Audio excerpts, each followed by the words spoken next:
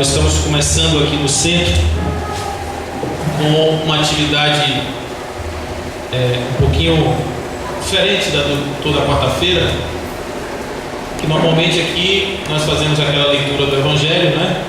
E comenta-se o Evangelho e tal. Só que no dia de hoje, a última quarta-feira do mês, a gente vai deixar que vocês conduzam o trabalho. De que maneira?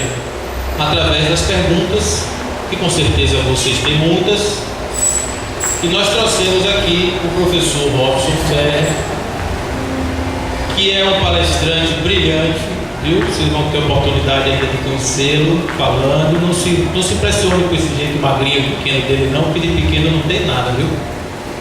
E ele veio aqui hoje para responder as perguntas e podem, perguntar tudo, viu? Porque ele sabe tudo.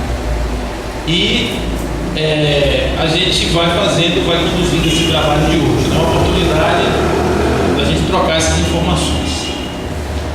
Certa feita, Jesus descia dos montes da Judéia, e quando ele chegou na fronteira da Samaria, ele parou diante de uma fonte, de um poço. Esse poço tinha sido cavado por Jacó há muito tempo, e ele estava ali admirando a água quando chega uma mulher samaritana. Eu não sei se vocês sabem dessa história, mas os samaritanos, eles eram considerados hereges, e aqueles povos da ortodoxia religiosa dos judeus, aquela coisa lá, eles não valorizavam muito os samaritanos. E é por isso que Jesus sempre usava os samaritanos como exemplo de bondade. E ele estava diante de uma mulher que vinha pegar água na fonte. A mulher estava com a jarra no ombro, e essa mulher estava pegando água, e Jesus pediu: dá-me um gole desta água. E ela tomou um susto, porque nunca um judeu tinha se dirigido a ela dessa maneira, pedindo água. E ela falou para Jesus que estava espantada dele estar perguntando a ela ou pedindo alguma coisa. E Jesus vai dizer a ela: quer dizer que se alguém lhe pedir que quer que você dê algo de beber, será que ele está falando de água? Dessa água? E ela ainda diz: esse poço é fundo e você não tem como tirar a água daí. E Jesus tenta explicar a ela que ele falava de outra água, que não era da água do poço, era da água do Espírito. Porque essa mulher tinha 5 maridos e uma amante. E ele chama ela: vai buscar seu marido. Ela diz: eu não tenho marido. Não pode, né? 5 maridos e uma amante. E a água que ela bebia era a água do prazer, era a água do corpo. E ele dizia: a água que eu der para beber, quem beber jamais vai ter sede. Essa água que você serve, quem bebe logo depois tem sede. E ele se refere à água material. E nós estamos diante de uma situação muito parecida, porque toda essa doutrina que nos foi dada pelos Espíritos é água espiritual, é água que mata a nossa sede eternamente. Basta que nós estejamos prontos para beber dessa água. Então, no dia de hoje, nós estamos fazendo aqui a conversa espiritual, que é essa troca de informações, no sentido de melhorar um pouco o nosso entendimento a respeito dessa água que Jesus nos serve através do Evangelho, e que aqui, no pequeno corpo deste centro, nós estamos prontos, né, para dividir essa água e bebermos juntos, todos nós. Tá bom? Muito bem. Então eu vou passar o microfone para Robson, que ele é a pessoa que vai responder tudo, né? É isso, professor?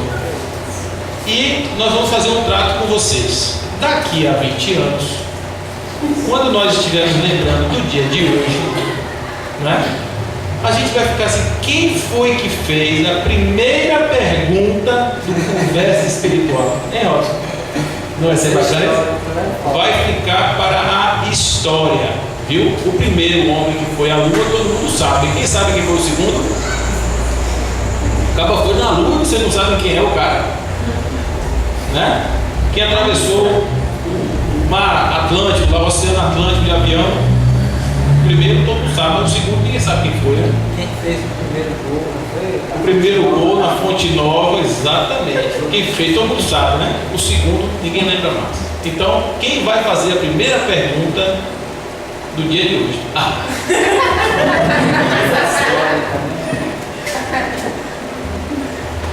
Eu não sei se a minha esposa chegasse logo para vir fazer minha pergunta. Boa noite a todos. Uma pessoa que pretende ser espírita, está se tornando espírita, ou então que já tenha, né, tempo na doutrina espírita, que se considera espírita, e que coleciona bruxa. E sabemos que a bruxa, a denominação dela, qual é o significado, né?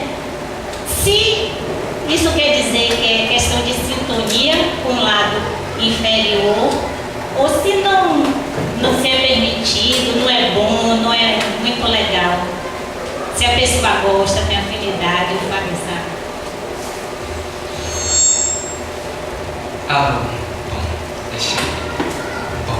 Inicialmente, boa noite a todos, muita paz e que Jesus nos abençoe agora e sempre. Não leve em consideração o que Paulo falou, viu? Na verdade, o que eu não souber, ele vai responder.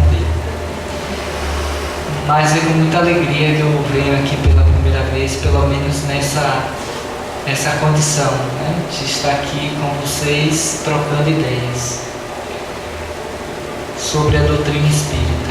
E a sua pergunta, companheiro, ela é interessante, porque nos faz pensar o seguinte: todos nós estamos em busca de Deus, a exemplo desta mulher samaritana que Paulo tão belíssimamente nos trouxe como uma das passagens do Evangelho. Ela tinha sede, e a sede dela não era necessariamente a sede da água potável que nós conhecemos, mas era essa água do Espírito. Mas como ela não tinha ainda consciência dessa realidade, ela estava fazendo o caminho dela até que, pela sua necessidade espiritual, ela teve essa oportunidade de estar com Jesus. E certamente depois daquele instante, ela nunca mais foi a mesma, devido ao seu processo de mudança e de renovação. À semelhança de nós outros, nós estamos também em busca de Deus, e nós estamos fazendo o nosso caminho espiritual através das religiões. Todas elas têm o propósito de levar o homem a Deus, e cada um faz no seu tempo e a sua maneira, e nós precisamos respeitar. O fato de sermos espíritas não quer dizer que sejamos melhores do que aqueles que não são, e o fato de estarmos não quer dizer também necessariamente que vamos entrar no reino dos céus, até porque Jesus disse: nem todos aqueles que dizem Senhor, Senhor entrarão no reino dos céus, mas somente aqueles que fizerem a vontade de meu Pai que está nos céus. Pois bem, as pessoas estão em busca desse caminho espiritual, e elas podem, nesse processo de busca, fazer escolhas que divergem daquele princípio que foi adotado, para a gente ser mais especificamente voltado à sua pergunta.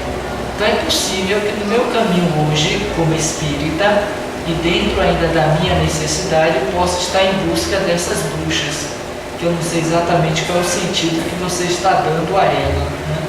Mas digamos que seja um contato com as entidades espirituais de baixo teor vibratório. É isso exatamente que você está perguntando? Não, que coleciona, que tem mania de colecionar. Ah, tá, que tem mania de colecionar. A imagem em si, isso em si não tem valor nenhum, não tem importância nenhuma. O fato da gente ser espírita não quer dizer que a gente possa ter como uma imagem com a bruxa, se a pessoa sente ainda a necessidade de ter essa imagem. Na verdade, a doutrina espírita ela não cultua imagem. O que a gente precisa é internalizar a imagem. mas não ter enquanto um elemento exterior. Mas se ainda assim eu sinto essa necessidade como uma forma de sustentação de confiança, eu posso ter. O que vai prevalecer, na verdade, são as obras. Tá? Agora, é claro, na medida em que eu vou me despojando das imagens, melhor para mim. Mas o fato da pessoa ainda ter esse condicionamento ou esse desejo do culto da imagem não quer dizer que ela esteja, digamos assim, em processo de pecado, que ela não vai ser salva.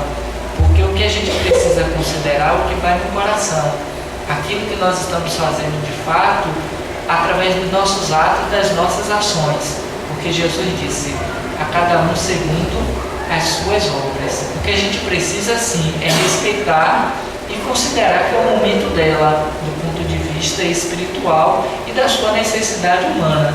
Se ela usa aquela imagem como uma forma de se beneficiar do ponto de vista da sua fé, da sua confiança, não vejo por que não fazer uso. Lógico, se você já pode deixar de ter, ótimo.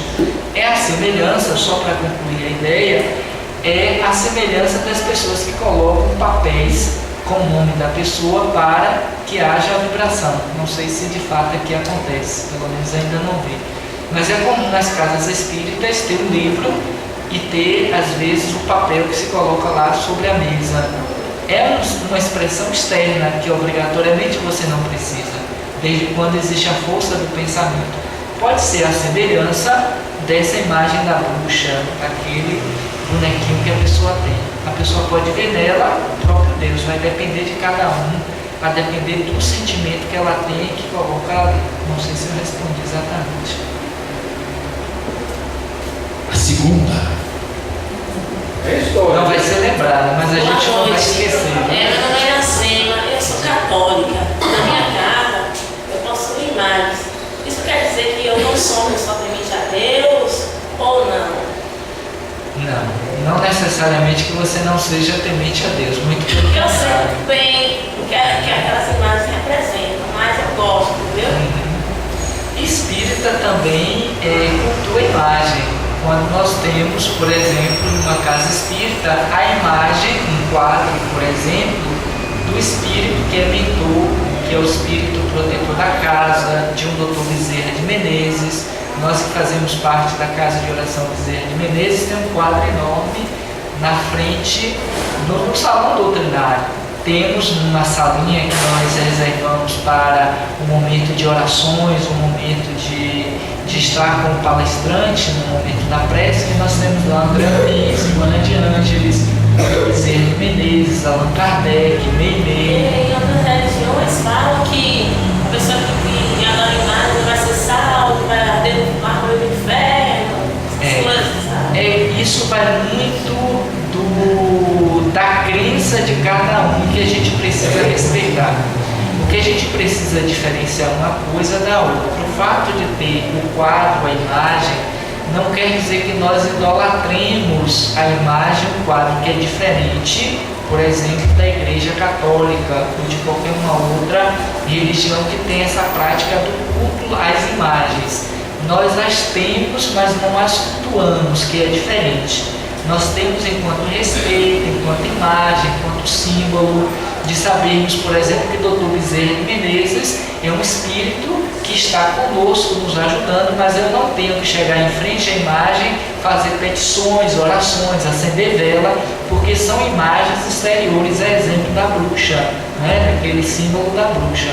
Mas através do pensamento nós nos ligamos a essas entidades e a esses espíritos pedindo ajuda, independentemente da imagem. Como muitos espíritas veem na imagem de Chico Xavier uma imagem de santo e as pessoas vão até ela e cultuam.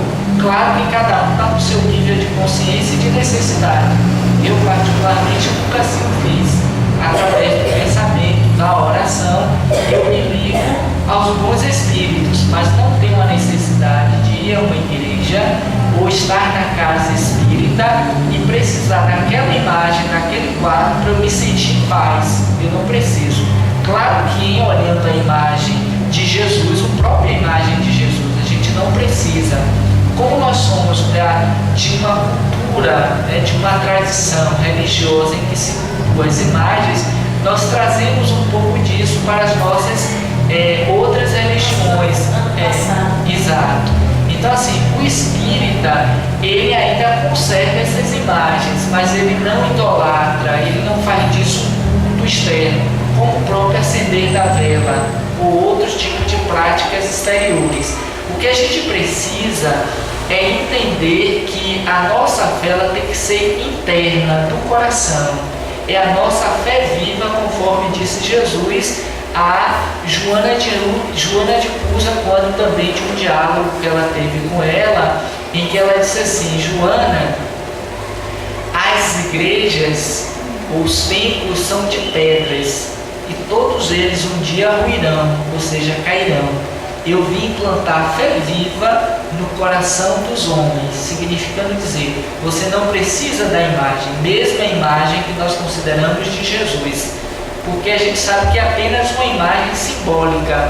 Essa imagem que nós temos de Jesus não é verdadeiramente a imagem de Jesus, enquanto personificação física, mas a gente ainda precisa desses referenciais, dessas imagens. Agora, não faça disso culto, a não ser que você tenha necessidade, e isso nós precisamos respeitar pelo momento evolutivo de cada um. Então, se uma pessoa precisa ainda da imagem do santo, e se isso a faz bem, continue com ela. Se eu já percebo que já não preciso mais dela, eu a deixo. Como um dia eu a precisei, mas hoje eu sinto que eu não tenho mais necessidade, porque a minha ligação com Deus é pelo pensamento e pela minha obra, ou pelas minhas obras. Percebe? Eu digo que eu ainda estou engatinhando, né? Eu também. Porque assim, eu me identifico muito em todas as coisas assim que eu tenho lido. Eu consigo assim, cada dia aprender mais. Mas tem uma coisa que não está clara para mim, e cada dia que passa eu fico assim com 1000 perguntas, né? A reencarnação é uma coisa assim que não está clara para mim. Eu gostaria que, se você pudesse dizer um livro que eu pudesse ler para esclarecer mais sobre isso, eu agradeceria. Esse é um tema que faz parte dos postulados espíritas, da doutrina espírita. É um dos alicerces da doutrina espírita, que é a lei da reencarnação, que na verdade não foi trazido e concebido pela doutrina. Os povos mais antigos, as religiões mais antigas, já acreditavam na lei da reencarnação, porque é a lei da vida. Na verdade, a doutrina espírita não traz nada de novo. Ela traz exatamente tudo que já existia, só que ela dá uma visão, uma concepção diferenciada. A visão que a doutrina espírita tem a respeito da reencarnação é diferente das outras, e também a semelhança das imagens. A gente precisa respeitar a forma de se acreditar nessa ideia de reencarnação. Mas existem muitas doutrinas religiosas que são reencarnacionistas. A diferença é o que acontece depois da vida, ou como é que esse processo acontece. E existem muitos livros a partir daí falando a respeito dessa concepção da reencarnação do ponto de vista da doutrina espírita. Existem livros específicos falando a respeito de reencarnação. As obras complementares da doutrina espírita, que são esses livros que vieram depois da codificação espírita, que são o Pentateuco Espírita, aqueles 5 livros, o Livro dos Espíritos, o Evangelho, o Livro dos Médiuns, o Céu, o Inferno e a Gênese, eles tratam desse assunto de várias maneiras e de várias ordens.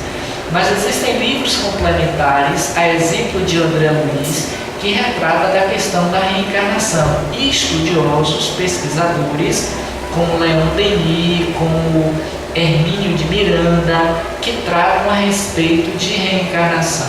Tem um livro desse autor, o último, Hermínio de Miranda, onde ele vai tratar da reencarnação no Brasil, que são histórias que são comprovadas de crianças que tiveram lembranças das suas últimas reencarnações. Na verdade, a reencarnação pela igreja e pela ciência ainda não foi, digamos assim, aceita, embora eles saibam e reconheçam, mas ainda não foi, digamos assim, autorizada, ortogada, no sentido de que realmente acredita-se. Mas existem indícios de que a reencarnação é fato real. Como nos Estados Unidos existem universidades e pessoas, do ponto de vista da ciência, que só estudam a respeito de reencarnação. E mais cedo ou mais tarde a reencarnação vai ser pacífica, ou seja, todos passarão a acreditar por conta da ciência, que vai trazer a credibilidade dessas verdades, de que a reencarnação realmente existe. E a partir daí haverá toda uma mudança de comportamento e de atitude do ser humano, porque você vai saber que a minha reencarnação, por exemplo, a futura, eu já estou construindo a partir dos meus atos. Ou seja, tudo aquilo que eu faço hoje terá uma correspondência amanhã em minhas outras vidas, em minhas outras existências. Como tudo que eu fiz no passado, hoje implica na de hoje. Ou seja, é um processo de inter-relação daquilo que eu estiver fazendo no meu processo de vida, a partir dos meus atos, das minhas escolhas, do meu livre-arbítrio. Então, assim, existem esses livros da codificação e da obra complementar que falam a respeito de reencarnação. Eu confesso aqui agora para você que eu não saberia lhe dizer um livro específico nesse momento, mas existem vários livros, a exemplo de Depois da Morte, que referendam a questão da reencarnação. Um específico eu não me lembro agora, mas existe. Se você for a uma livraria espírita e procurar essa informação, você a terá sem problema nenhum. Mas eu lhe sugiro que você leia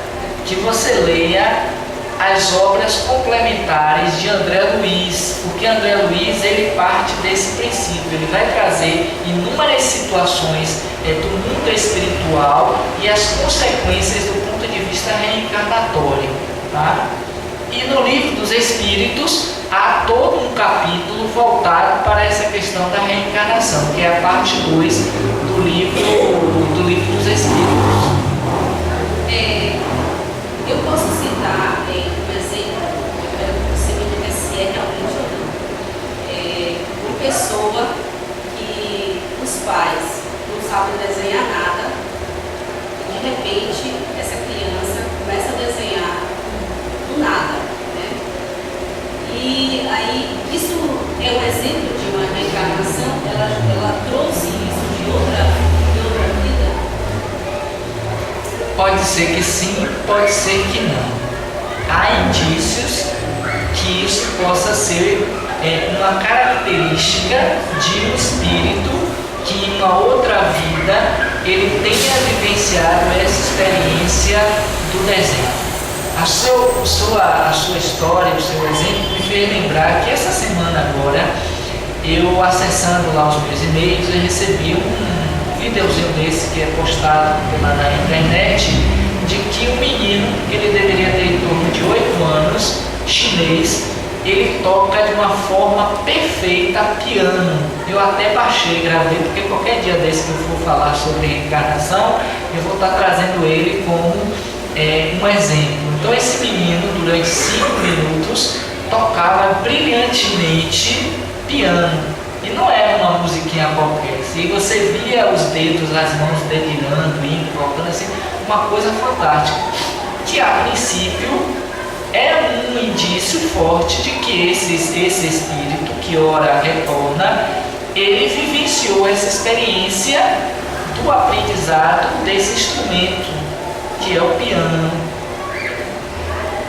E que isso deve ser caracterizado como sendo um processo reencarnatório. Mas isso demanda de uma série de pesquisas e de estudos, que a gente não pode simplesmente, por conta disso, dizer que sim ou que não.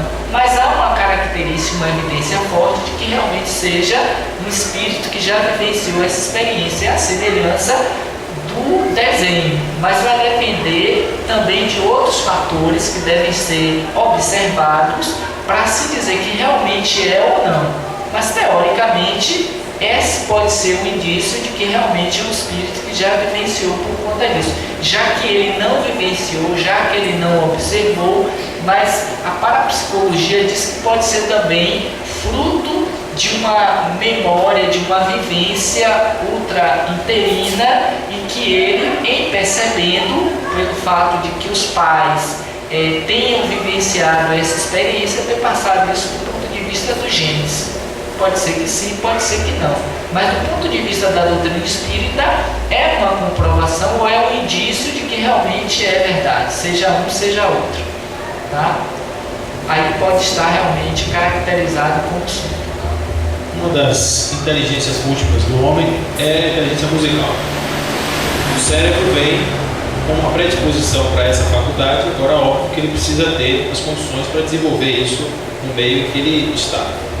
Quando isso não está numa família de músicos, quando ele não tem nenhuma possibilidade de ter desenvolvido aquela habilidade por um processo de conhecimento externo, ou uma prática, alguma coisa assim, notadamente ele já trouxe de outras vidas aquela habilidade. Óbvio que o corpo dele tem que estar preparado também para essa manifestação, entendeu? Porque ele precisa ter destreza, ele precisa ter a coordenação, o cérebro precisa funcionar corretamente para ele poder produzir isso.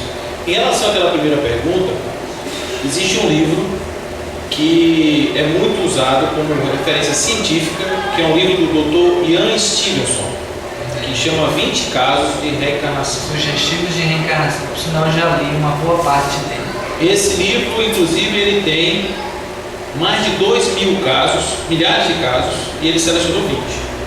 Como é que ele faz? Ele pega um caso, ele vai na família, ele conversa com a criança e depois ele vai no local onde essa criança disse que viveu e checa se aquela realidade, se aquela situação de fato existiu. E ele, nesses 20 casos, não tem nenhuma dúvida. A pessoa, a criança, descreveu detalhes da casa, da família, particularidade das pessoas com quem ele conviveu. Inclusive tem um filme que eu recomendo, Minha Vida em Outra Vida. É o caso real de uma médica que começou a ter uns sonhos desde criança, que ela sonhava com uma cidadezinha, desenhava uma igreja e tal, e ela ficou obcecada com isso e foi lá nesse local e descobriu a família que ela era mãe, descobriu os filhos dela. Então já estão todos velhinhos e tal, um filme emocionante, muito bacana sobre reencarnação. Essa fala de Paulo me fez lembrar também uma coisa que é importante quando a gente trata dessa questão. Essas lembranças normalmente ocorrem em crianças. A maioria desses casos estão ligados à criança, porque o espírito ele ainda não está completamente tomado no corpo físico, ou seja, ele não está ligado completamente. E essa fase ela vai, conforme disse também Paulo agora, até os 7, no mais tardar 10 anos, que é a primeira fase da vida. Depois, pelo processo natural do esquecimento, ela pode esquecer esses detalhes, como até aquela aptidão. Por isso que eu fiz questão de dizer isso, que pode ser que não, que sim ou que não, porque vai depender muito também da continuidade. Ou seja, ele tem a lembrança, ele guarda aquela lembrança, ele traz, mas obrigatoriamente não quer dizer que ele possa dar continuidade no decorrer da sua existência. Por isso que é uma coisa que a gente não pode afiançar como sendo 100%.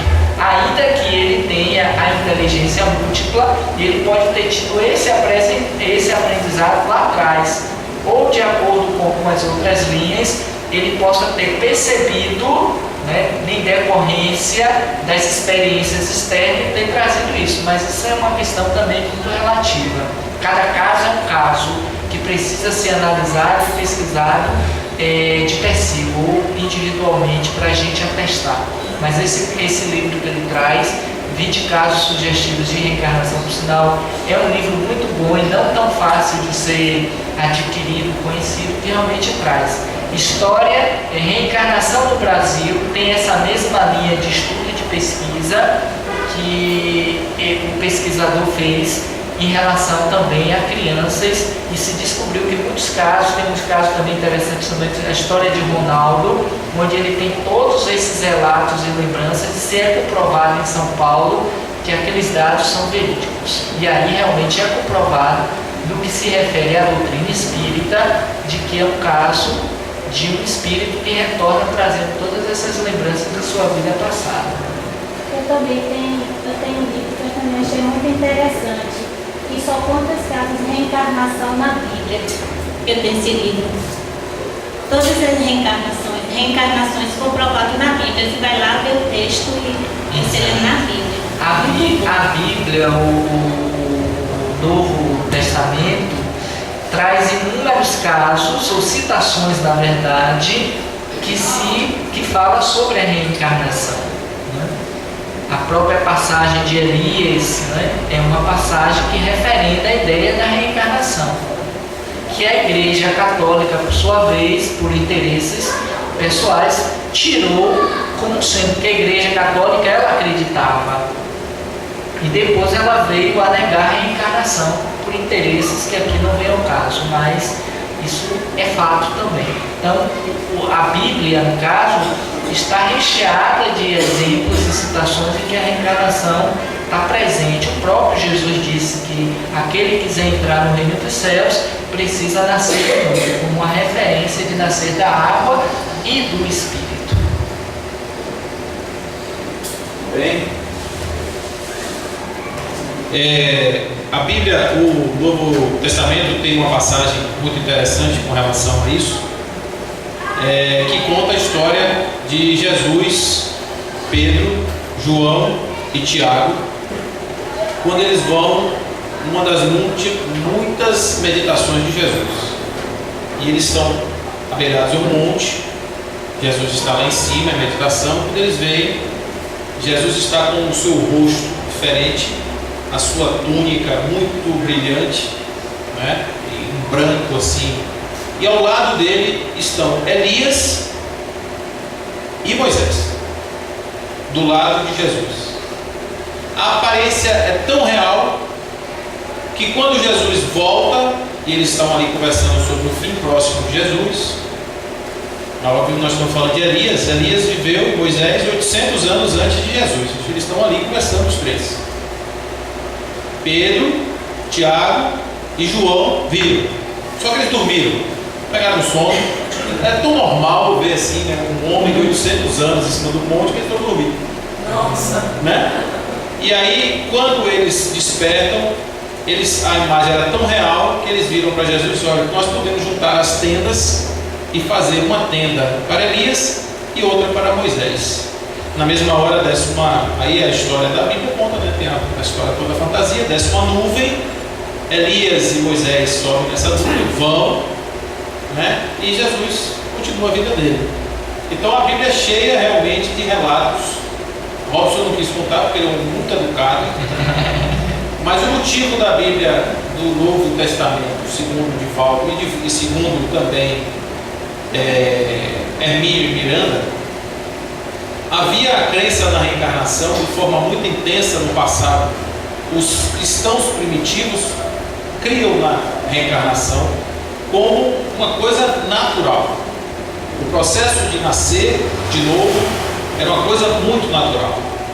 Só que isso era um processo que, quando começou a divinização de Jesus, o homem que nascia de novo nascia com um processo de evolução para virar Deus, para ficar perfeito como Deus, e não podia, porque perfeito era Jesus, perfeito era Deus. O homem não era. O homem é um ser que precisa de um instrumento para chegar ao reino dos céus.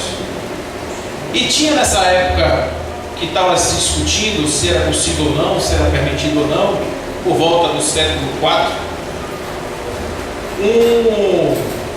existia uma doutrina, vamos dizer assim, que queria padronizar todo o ensinamento cristão. Isso era feito através de um ato governamental. Se fazia uma espécie de como é que chama aquilo? Se faz para um concílio, né?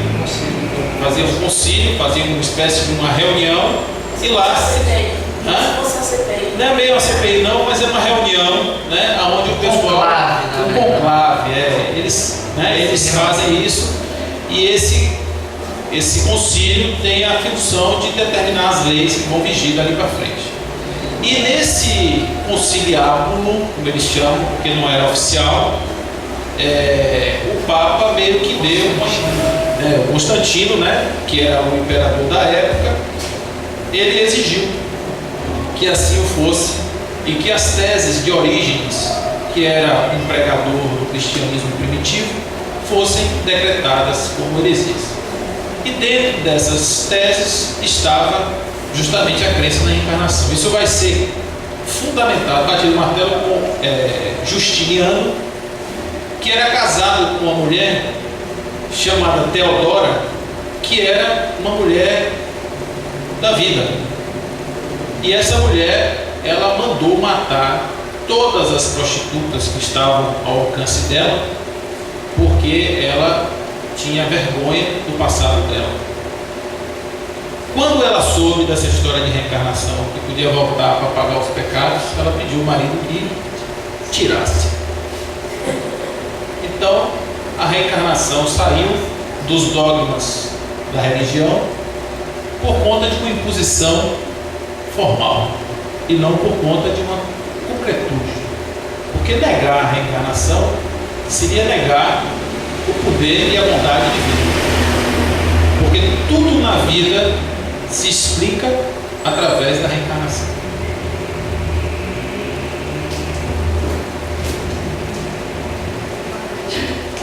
Existe a reencarnação em animais? Boa pergunta, senhor. Observe, Deus, quando ele cria o princípio inteligente do universo. E esse princípio ele vai fazer inúmeras experiências através dos reinos. E esse princípio, na verdade, ele passa pelo reino mineral, pelo reino vegetal e pelo reino animal. E quando ele está em cada um deles, mais complexo e indiferenciado. E quando ele chega no reino animal, ele passa por inúmeras formas do reino animal. Então a gente pode dizer sim que o animal ele tem esse princípio, na verdade, ele vivencia inúmeras formas, as mais simples e as mais complexas. Então ele pode vivenciar os animais as suas reencarnações dentro dessa ideia, dentro dessa concepção que nós temos, até que ele chega ao nível de se tornar o ser inteligente do universo, né? E aí é quando se torna o espírito. Então nessa fase, o princípio inteligente do universo, ele vai vivenciar as suas experiências nesse reino animal e consequentemente ele vai viver não apenas uma forma ou várias formas. Ele sai do mais selvagem para o nível mais domesticado. E diz Emmanuel que quanto mais domesticado é o princípio inteligente, ou seja, quanto mais próximo o animal do homem, mais próximo dessa sua condição de se tornar espírito, pela convivência, pela troca do afeto, dos sentimentos que ele vai viver com relação ao homem, entre os homens, na verdade. Então sim, nessa linha de princípio, sim, há essa reencarnação. Só acrescentando que esse espírito, quando vai para o homem, vem o E maiúsculo também, né? Ele sai de E minúsculo e se torna E maiúsculo, ou seja, é o ser inteligente do universo. Porque antes ele era o princípio inteligente do universo. Diga. Oi, boa noite. Quando eu faço meu evangelho, que é na segunda-feira, depois que a gente põe a água para fluidificar, eu dou os meus cachorros também. Boa ideia, para ficar mais calmo e latir menos aí. Não está errado? Não, né? Longe disso. Tem pessoas que dão passe no animal, por que você não pode dar uma água fluidificada? Poxa. E fica bom. E fica bom, tá vendo? Tinha um ministro brasileiro que dizia que o animal é um ser humano igual a qualquer, né? Emmanuel, ele vai dizer o seguinte, que o animal está para o homem na mesma medida em que o homem está para Deus. Então assim, esse homem de hoje, ou esse ser inteligente do universo, ele um dia passou por essas experiências nos outros reinos. E os que estão hoje nesses reinos que antecedem o reino nominal, um dia passará a viver no reino nominal. O processo natural do átomo ao arcanjo, tudo evolui, tudo progride, é da lei de Deus. Então essa mônada, e aí tem um livro bem interessante que fala sobre esse processo do princípio inteligente da criação, que é A Caminho da Luz. Caminho da Luz de Emmanuel por Chico é um livro que narra exatamente, trata do processo evolutivo do princípio inteligente da criação. E ele vai mostrar depois como surgiu as raças humanas, como é que a evolução do planeta Terra. É um livro muito interessante que todo espírita deveria ler. Então, assim, eu ainda tenho alguma dúvida em relação a isso. Em relação, é como se fosse uma evolução, a reencarnação no reino animal. Sim. Mas é dentro só do reino animal ou a gente vai. É como se fosse evoluindo para um ser humano, por exemplo? É como se fosse o caminho da evolução, eu estivesse no caminho da evolução ou não? Vamos tomar como base, para a gente entender um pouco esse processo, a mesma coisa que nós fazemos com os nossos filhos. A criança nasce, né? O bebê nasce e automaticamente, por um processo educacional, nós o colocamos em uma escola, né? E ali ele vai começar seus primeiros exercícios de socialização, de construção da sua personalidade, da sua inteligência em si. Então aquela criança que lá no berçário entra, né, na educação infantil, ele vai começar um processo de desenvolvimento das suas faculdades. E ele vai saindo de uma série a outra, até que ele consiga atingir, depois de muitos anos, a universidade, que vamos dizer assim, seria a fase última do seu processo de formação, embora isso nunca cesse, nunca acabe. Mas só para a gente ter um parâmetro e entender como é que acontece. Então ele sai de uma série e vai passando por outra até atingir a sua saída do ponto de vista da sua formação acadêmica da universidade. É a mesma criança que 20, 30 anos atrás foi colocada com 1 ano, com 2 anos, com 3 anos na escolinha. Não é assim? Assim acontece com o Espírito. Deus o cria e através desses reinos ele cria o princípio inteligente da criação, universal da criação. Aí ele vai passando por esses reinos, o reino mineral, depois de um período que a gente não sabe determinar quando, ele vai para o reino vegetal, que é um reino mais superior e complexo, e aí ele sai desse reino, ele vai para o reino animal, e depois ele vai para o reino hominal, quando ele adquire a inteligência, o livre-arbítrio, tá? Porque até então ele não tinha, não é um espírito, é um princípio. Ele se individualiza no reino hominal. E aí, antes disso, ele vai fazer toda a sua experiência nos reinos que antecedem o reino nominal. Então, é o mesmo princípio que foi criado, saindo da mão de Deus, para até atingir a sua condição de perfeito.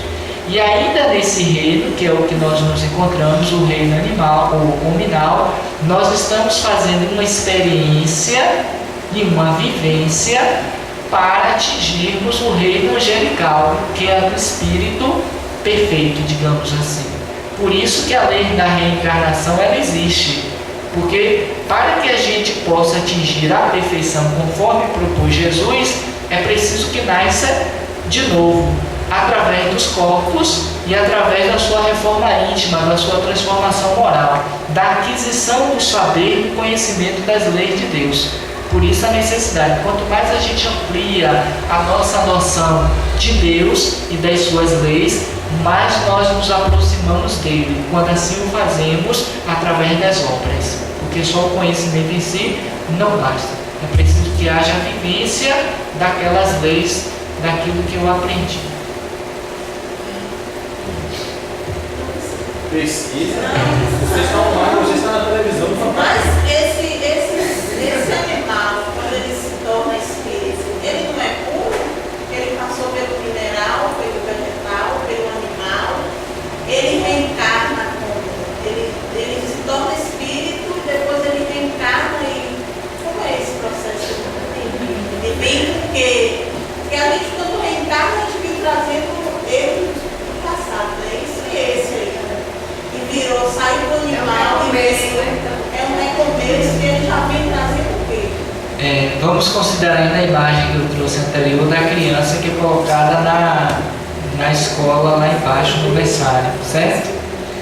Vamos tomar como ponto de divisão quando ele faz o ensino médio. Ele sai dessa fase de aprendizado, de ensino básico e fundamental, do ponto de vista das ciências humanas, dessas disciplinas que nós conhecemos, para que ele possa iniciar uma nova fase do seu conhecimento, da sua aprendizagem, a partir dos ensinos da universidade.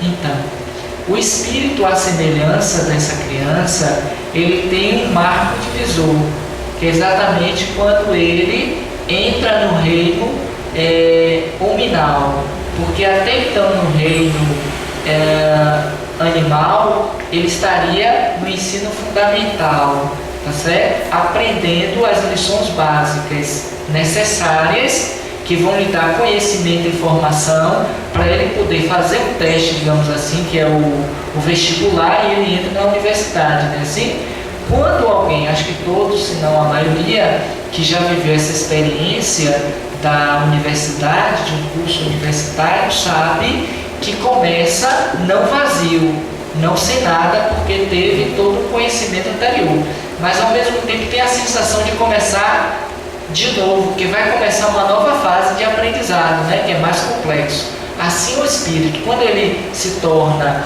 ele entra no reino nominal, ele não perde nada do que ele adquiriu do ponto de vista da evolução, até aquele momento, enquanto o princípio inteligente da criação, para se tornar um ser inteligente da criação.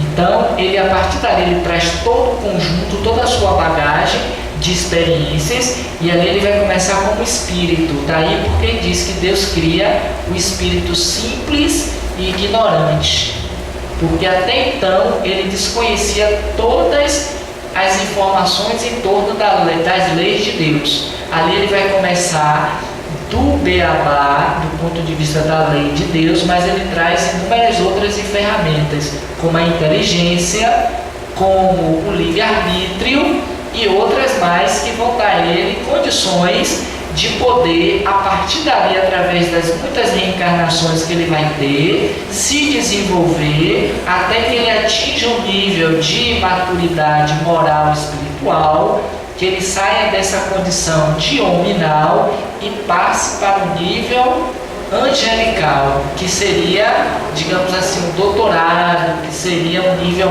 mais graduado da sua formação nessa segunda fase da sua formação profissional. É complexo, eu sei que é. No primeiro momento, talvez a gente não entenda muito bem, porque existem ainda informações que nós desconhecemos do ponto de vista espiritual. Mas tem um livro chamado Depois da Morte, em que Leon Denis, no capítulo específico Deus e o Universo, ele narra um pouco essa trajetória do espírito. E me parece, está me vindo aqui essa imagem que tem o primado do espírito, que me parece que nesse livro ele também vai abordar sobre esse assunto. Ou seja, já existem alguns livros hoje complementares da doutrina espírita que falam um pouco a respeito desse processo de evolução do princípio inteligente do universo. Agora requer da nossa parte estudo, a leitura, para compreender o segmento que ocorre para que esse princípio se individualize, se torne um ser inteligente da criação e o caminho que ele faz através das reencarnações. Mas hoje a gente fala muito, me permita, não sei bem o tempo como é que está, mas assim, a gente fala muito da linha do tempo, né? Quem utiliza o Facebook sabe que tem uma história da linha do tempo, né? Tem um marco inicial e tem a sua linha do tempo. E a gente pode conhecer um pouco da história do indivíduo através dessa linha do tempo, que pode se dar de 10, de 20, de 5, a depender do tempo de anos ou de meses que nós queiramos. O espírito ele tem uma linha do tempo, que é quando ele foi criado por Deus, enquanto princípio inteligente, e até hoje, no nosso momento hoje encarnatório. Então a gente pode conhecer toda a nossa história de vida nessa linha do tempo, que está arquivada na nossa consciência. Só que nós não nos lembramos de toda ela. Malmente nos lembramos dessa encarnação. Quanto mais evoluído é o espírito, mais ele terá acesso a essa sua linha do tempo, que está relatada toda a sua história de vida. E quem lê o nosso lar, existe um departamento que chama-se o Departamento da Comunicação e da União Divina. Esse em especial da União Divina é um departamento onde está armazenado toda a história de vida dos espíritos que estão ligados a essa colônia espiritual nosso lar. E André Luiz narra alguns episódios de pessoas que solicitaram a permissão de conhecer um pouco da sua história reencarnacionista, no reencarnatório, para saber o porquê que estava vivendo aquela experiência. Ou seja, todas as nossas experiências de hoje têm um pé, têm uma ligação com esse nosso passado espiritual, que nós não conhecemos, mas que no decorrer da nossa evolução, da nossa moralização, nós vamos passar a saber e conhecer.